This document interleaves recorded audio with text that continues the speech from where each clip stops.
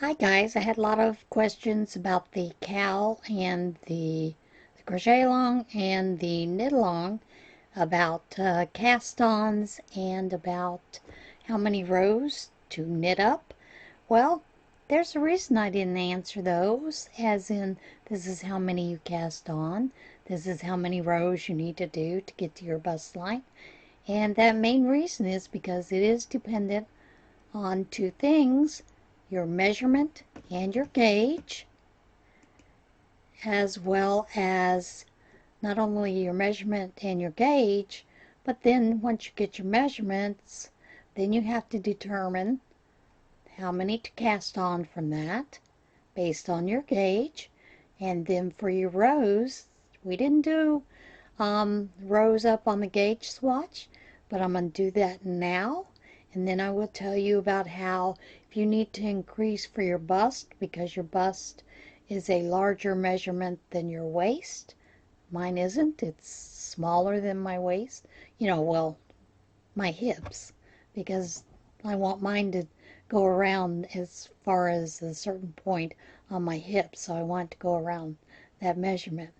But I will show you the gauge from under my armpit to where I want it to fall, as into how many rows, so that hopefully that will help you figure out what you need. We'll do some of the math there for those rows, as well as to start your increases for your bust if you need to. And I will, you know, make up a number. You've already seen my hip measurement. Can't believe I'm confessing it again, 60 inches. So I'll pretend like I have to add 8 inches to that for an increase in my bust.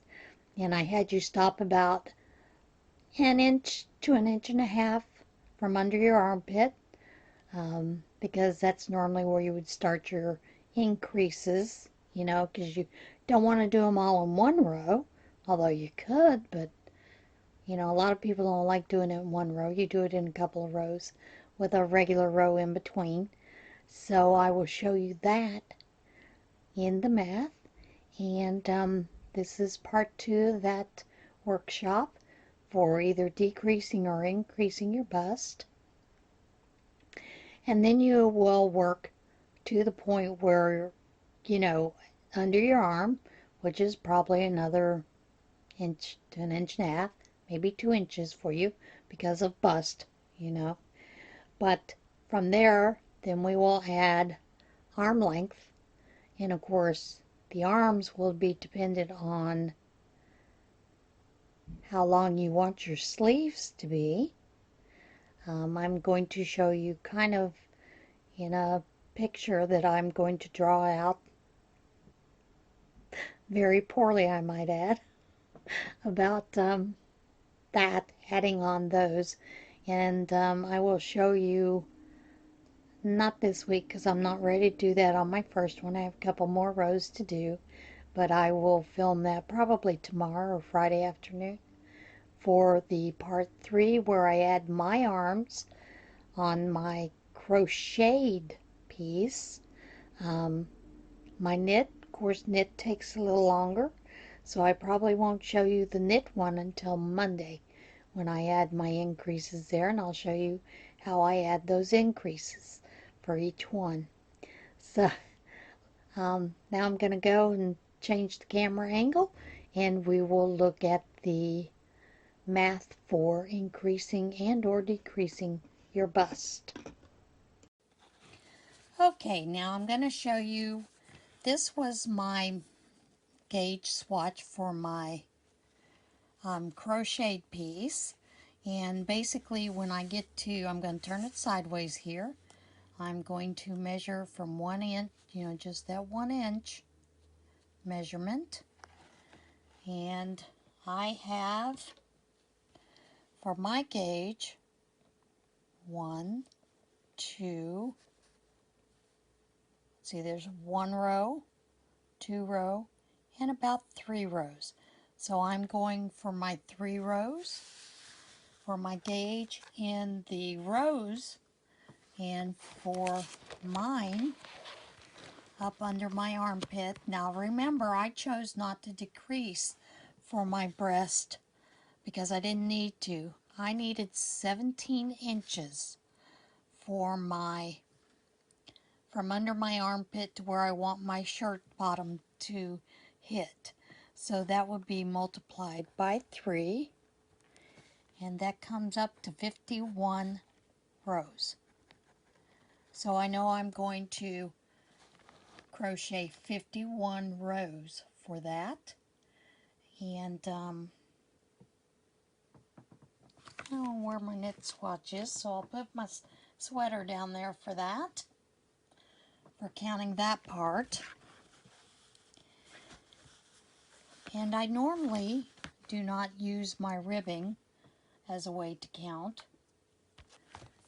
So when I put my inch mark down, you want to start it somewhere at your V, and we've got it there. So I would count how many stitches run between that number 1 stitch, which lands right there. That's 1, 2, 3, 4, 5, 6. So I know I'm going to have to multiply my 17 by 6 to get how many rows I'm going to knit. So that is 17 by 6. What is that, 42? 102 rows? Am I getting that right? 36? Yep. So I have to knit 102 rows because I've not done any increases or decreases for a bust there. I'm just going to let it slide for me. Now, if you had to do 1.5 inches under that, that would be 15.5 rows by however many stitches. I had 5 there to get to that point, and that comes to, let's see, times 5 for knitting is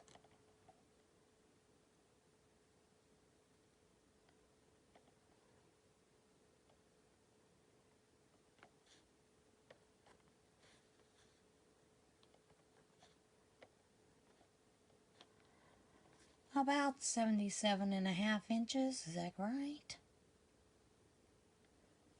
Where's my little teeny calculator? I don't know where she's at.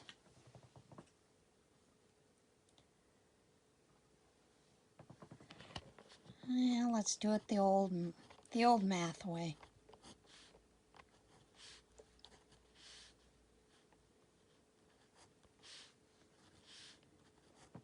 Yep, 77.5, but you can't do half a row, so I would probably do 78 rows for that to get to that point. Now, I'm going to need to increase. And remember, my hip measurements were 60, but my bust, let's say, is 68. So I've got to make that 68 divided by 2 equals 34. And remember, we are doing this we're doing a front and a back. So for that 34 inches, I would need to multiply that by 5, I believe was my,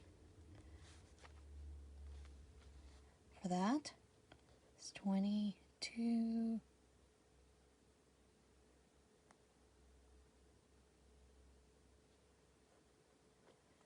170, and I believe I had done 120 cast on.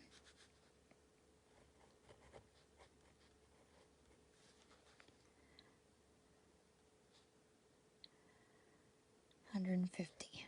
Okay, so I have to increase by 20 stitches for the bust. So now this, you don't have to do it this way, but this is the way that I would do it. I would divide it up. I know it's going to take me, let's see, I have 102 rows minus 78.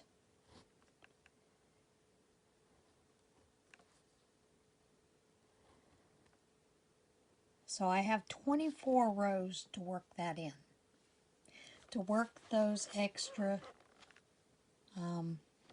20 stitches in. So I would most likely take those 24, and you could divide it by 20, or you could divide it by 2. So you could increase 10 stitches every 12 rows, or you could break it down even more. You could do 5 stitches every 6 rows. Every 6th row, add an additional 5 stitches so that your breast measurement, by the time you get to where your breast would be enough for you to increase that. Now, I'm going to tell you, a lot of people don't like to increase it on the back. They just want to increase on the front, and you can absolutely do that. You could take that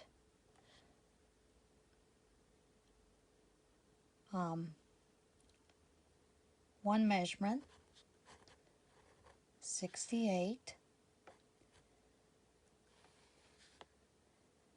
times your 5.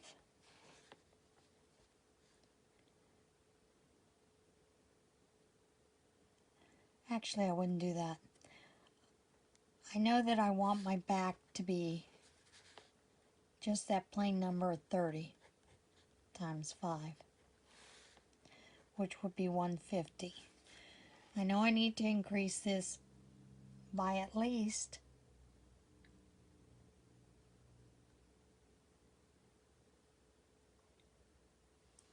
8 inches. So if you want to increase it on the front only, because there are some people that like to do that only, you could actually do 38 times 5.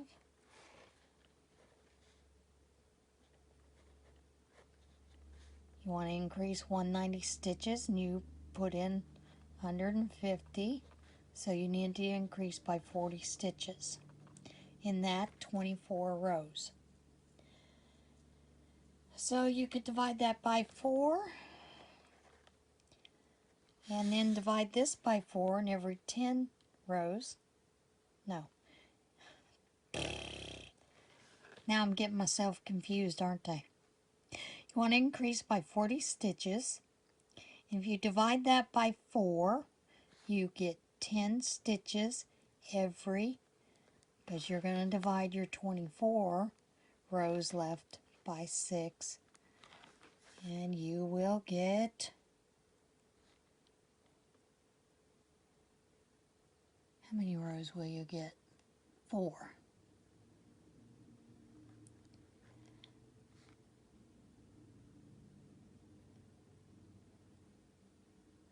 Now you'll get 5. Wait a minute, let's do the math, Jane. You're having trouble here. Divide it by 6.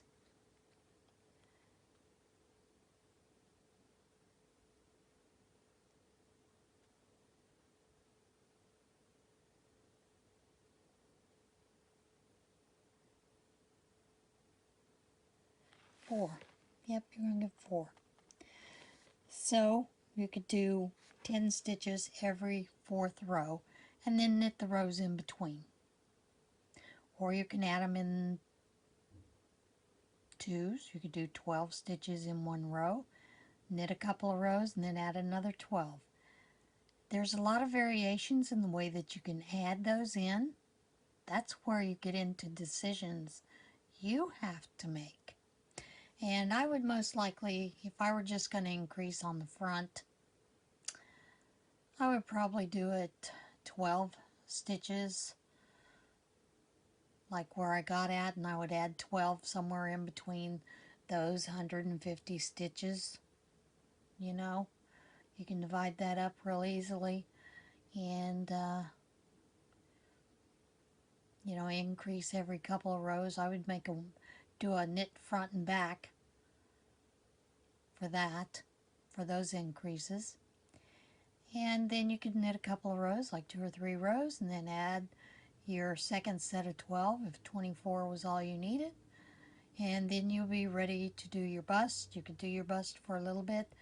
Normally when I increase for busts, when I do it for, when I make sweaters for other people that I'm knitting, I will actually increase it 1 inch under the armpit measurement and determine how many rows that is, and then divide that twice so that I do my increases instead of having them all in one row, you know, having a row or two in between. I hope that makes a little bit of sense.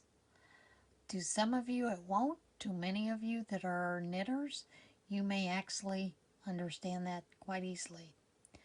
And then I've had people tell me just increase it in the one row and knit. And a lot of it depends on the way that their bust line acts. For heavier women, I usually increase in just one row, the full increase divided across the row, and then knit that up because they do need that. Smaller bust will need a smaller increase over a gradual bit. But for the large bust, usually I do it in one row. So hope that helps you with a little bit of that. Because a lot of people don't like to add front and back. Normally I do front and back and it works out fine. You know, you don't have a lot of baggy in the back, a lot of baggy in the front. So it's just depending on how you want to do that. And then you would work up until you get to under your armpit. And under your armpit, let's move this up a little bit, because that's the measurement you're looking at. Here is where you would add for your arms. Of course, you got to work your arms a little bit until you decide where your neckline is. And you could, and I'm gonna do it this way because you want your neckline to be a little bit lower than your shoulder line. So you determine where from your armpit up where you want your shoulder measurement for that neckline to be. A lot of people measure it from the armpit up this way, and you can do that, or you can do it this way, straight up to where you want your armpit. Either way is fine. Normally I find 7 to 10 inches works for most, so it's not dangling real far. I think I measured on me, it was 8 inches this way, and it came to 7.5 this way. So, yeah, a lot of that is, you know, depending on the angle that you take your measurement and how low or how high you want your neckline. Like I said, if you do a boat neck piece is one that is simply a T. And when you see that, you can think of the guidepost sweater, because guidepost is basically just a T that you crochet or knit. And then you determine head size by where to put your little, and so here from here, and then the boat neck kind of comes up under your neck. It lays, you know, fairly decent. A lot of people like a boat neck, and it works fine too. So you just need to make those decisions for yourself whether you actually want some kind of neckline or if you want to do a boat neck. I am going to do a circular neckline for mine. And when I start doing that, then I need to figure out which measurement I'm going to use for this neckline so that I know how many rows to crochet or knit up before I start my neckline. And those are some of the other calculations you'll need. But for now, let's just get this to your bust line if you need to increase. And, you know, crochet or knit up to under your arm. And then later this week, I will show you how to add stitches on both sides. I know Jay's Pearl and Knit and Pearl Jam. She did simple sweaters, and I think in the simple sweater she just added like 4 stitches on each end, and I think that gives you more of like a cap sleeve. I like a little longer sleeve because I've got, you know, those nice little flabby arms, so I'm going to want a little more sleeve. So I would probably add at least 10 to 15 stitches on each side. But and if there are some of you that are that far ahead, if you want to go ahead and do that once you've got up to your armpit, I would tell you that I would actually just chain those 10 stitches, well, 11 if I'm adding 10, on the left side of my front. I would just add those 10 stitches and then do my half double crochets, because that's the stitch I've chosen. Half double crochets across till I got to this one, and then I would chain 2, and because I'd already done my half double crochets here, then I would do foundation half double crochets for a total of 10 this way. And that's how I would add if I were already up to my arm. I haven't decided on my knit what length I want those sleeves to be. So as I'm knitting it up, I'm still deciding how much I want to add to those. But yeah, if you're already ready there, you can add stitches to where how long you think you want your sleeves to be and just carry on. Or do like Jay did with hers for the little cap sleeve, just add 4 stitches on either side if that's where you're at with the knitting or crocheting. But yeah, that's it for this portion. I hope that makes a little bit of sense. I know I probably confused you, but I'm hoping it made some sense to some of you. Okay, I'll see you guys again soon. I'm almost ready for my crochet to start putting my sleeves in, and I will show you that when I get to that portion. Everybody have a great day, stay safe, and be kind to one another.